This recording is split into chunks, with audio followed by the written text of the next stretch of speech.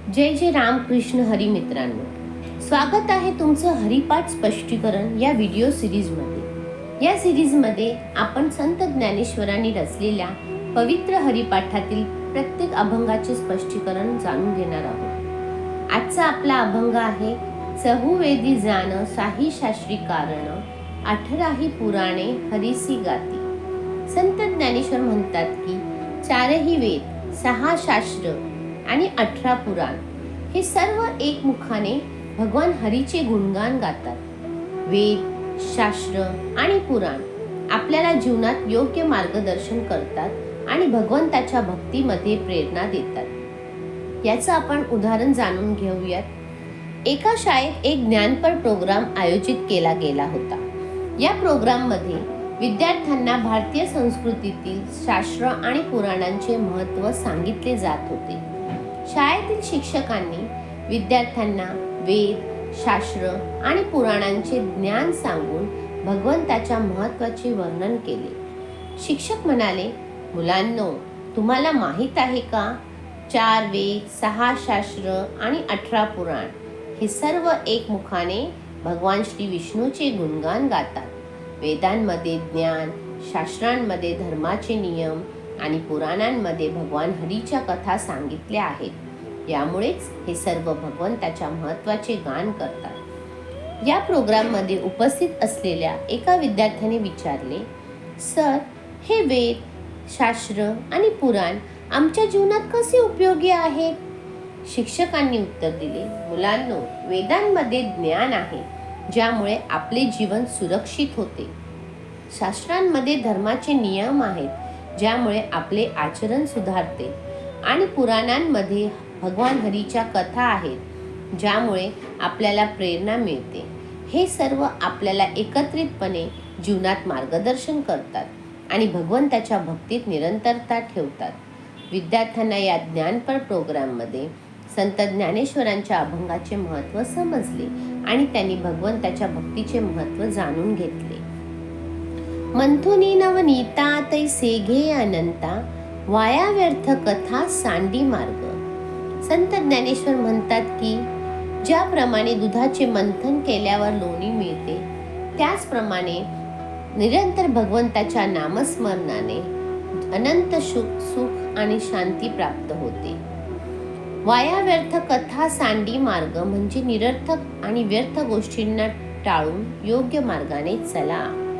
याचे उदाहरण पाहूयात। एका गावात एक व्यापारी राहत होता। त्याचे नाव शंकर होते। शंकराचा व्यापार खूप चांगला चालत होता, पण तरीही तो नेहमी चिंतेत असायचा। त्याला कधीही शांती मिळत नसे। त्याच्या आयुष्यात सुख आणि समाधान कमी होते। एके दिवशी त्याने गावातील एक साधू रामदास महाराज यांची भेट घेतली आणि आपली समस्या त्यांच्या समोर मांडली।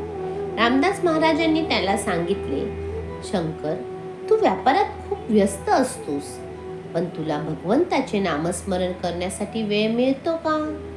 शंकराने उत्तर दिले, महाराज, मला वेळ मिळत नाही। माझे सर्व लक्ष व्यापारावरच असते। महाराज म्हणाले, शंकर, जसं मंथन केल्याने दूध लोणी बनते, तसंच भगवंताचे नामस्मरण केल्याने अनंत सुख आणि शांती मिळते। तू निरर्थक गोष्टींना टाळून भगवंताचे नामस्मरण करायला सुरुवात कर। शंकरने महाराजांच्या सल्ल्यानुसार आपले दैनंदिन जीवन थोडे बदलले। त्याने आपल्या दिनचर्येत भगवंताच्या नामस्मरणासाठी काही वेळ ठरवला। काही दिवसांनी त्याला जाणवले की त्याच्या मनात शांती आणि समाधान निर्माण झाले आहे। त्याच्या व्यापारातही सुधारणा झाली आणि त्याला जीवनात सुखाचा अनुभव येऊ लागला। या उदाहरणातून हे स्पष्ट होते की निरर्थक आणि व्यर्थ गोष्टींना टाळून भगवंताच्या नामस्मरणाने आपल्याला अनंत सुख आणि शांती प्राप्त होऊ शकते। संत ज्ञानेश्वरांनी या ओळींमध्ये हेच सांगितले आहे की दुधाचे मंथन केल्याने जसे लोणी मिळते, तसेच भगवंताच्या नामस्मरणाने अनंत सुख मिळते आणि निरर्थक गोष्टींना टाळल्यास योग्य मार्गावर चालता येते।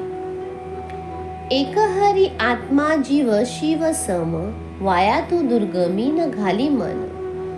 संत ज्ञानेश्वर म्हणतात की भगवंताचा आत्मा सर्व जीवांमध्ये समान आहे.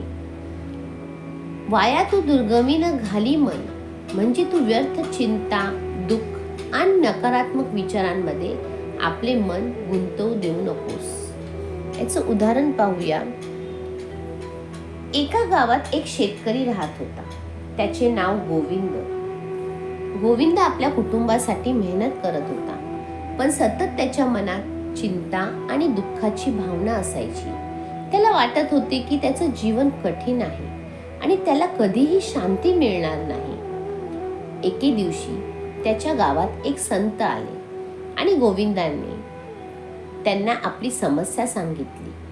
संतांनी त्याला सांगितले, गोविंद, तुला माहीत आहे का, भगवान हरीचा आत्मा सर्व जीवांमध्ये समान आहे.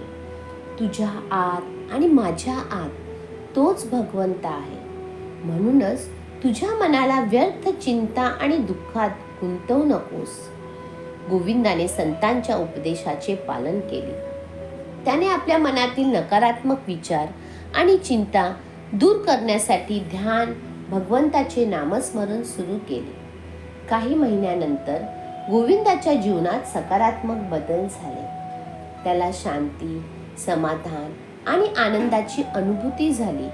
त्याने समजले की भगवंताचा आत्मा सर्वत्र आहे आणि प्रत्येकात तोच भगवंत आहे. या उदाहरणातून हे स्पष्ट होते की भगवंताचा आत्मा सर्व जीवांमध्ये समान आहे आणि आपले मन व्यर्थ चिंता आणि दुःखात गुंतवणे टाळून आपल्याला शांती आणि आनंद प्राप्त होऊ शकतो. संत ज्ञानेश्वरांनी या ओळींमध्ये हे सांगितले आहे की भगवंताचा आत्मा सर्वत्र समान आहे आणि आपले मन नकारात्मक विचारांमध्ये न गुंतवता सकारात्मक मार्गाने चालवावे. ज्ञानदेवा पाठ हरिहा वैकुंठ, भरला घनदाट हरी दिसे. संत ज्ञानेश्वर म्हणतात की ज्ञानदेवा पाठ हरी हा वैकुंठ, म्हणजे हरी हा वैकुंठ आहे आणि भरला घनदाट हरी दिसे म्हणजे भगवंत सर्वत्र भरून आहे. त्याच्या उपस्थितीची अनुभूती घनदाट आहे. याचं उदाहरण पाहूयात.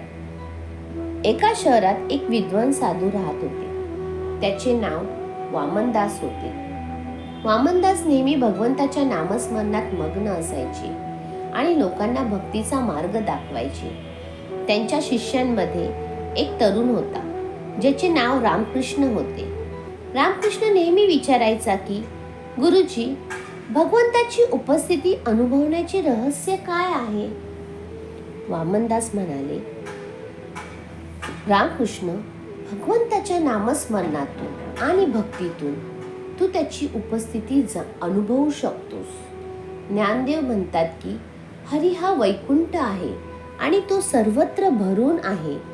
भगवंताच्या नामस्मरणातून तुझे मन शांत होईल आणि तू त्याची उपस्थिती अनुभवू शकशील. रामकृष्णाने गुरुजींच्या सल्ल्यानुसार आपल्या दिनचर्येत भगवंताचे नामस्मरण सुरू केले. काही दिवसांनी त्याला जाणवले की त्याच्या मनात एक विशेष शांतता आणि आनंद उत्पन्न झाला आहे. तो सर्वत्र भगवंताची उपस्थिती अनुभवू लागला. त्याला कळले की गुरुजींच्या शब्दात किती सत्यता आहे. या उदाहरणातून हे स्पष्ट होते की भगवंताच्या नामस्मरणातून आपण त्याची उपस्थिती अनुभवू शकतो आणि त्याच्या सर्वत्र असण्याची अनुभूती घेऊ शकतो.